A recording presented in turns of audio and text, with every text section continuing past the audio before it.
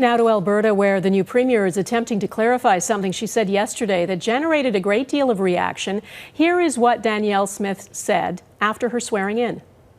The community that faced the most restrictions on their freedoms in the last year were those who made a choice not to be vaccinated. So they have been the most discriminated against group that I've ever witnessed in my lifetime. That's a pretty extreme level of discrimination that we have seen. I don't take away any of the discrimination that I've seen in those other groups that you mentioned, but this has been an extraordinary time in the last year in particular. Smith also pledged to protect unvaccinated people under the Alberta Human Rights Act. Her claim that they are the group most discriminated against was not backed up with evidence, and it drew widespread criticism from Indigenous, Jewish and Muslim groups, among others. BC's Premier called it laughable.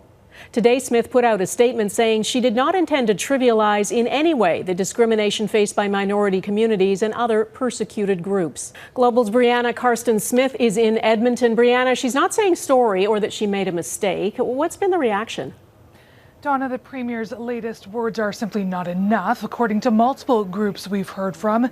Instead, they're now calling on her to actually take action. As you mentioned, the Premier of British Columbia has weighed in while speaking on a radio show in Victoria, calling Smith's comments laughable.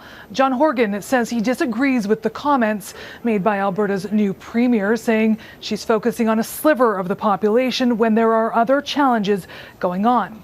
The Jewish Federation of Edmonton released a statement saying, "We have reached out to the Premier's office to express our concerns and are keen on meeting with Smith to discuss anti-Semitism, discrimination, and the need for mandatory Holocaust education." Also, a MacEwan University professor and leading researcher on gender and youth points out people within the 2S LGBTQ+ community continue to face discrimination, including as recently as last month here in Edmonton, when a group was targeted with threats of violence for gathering.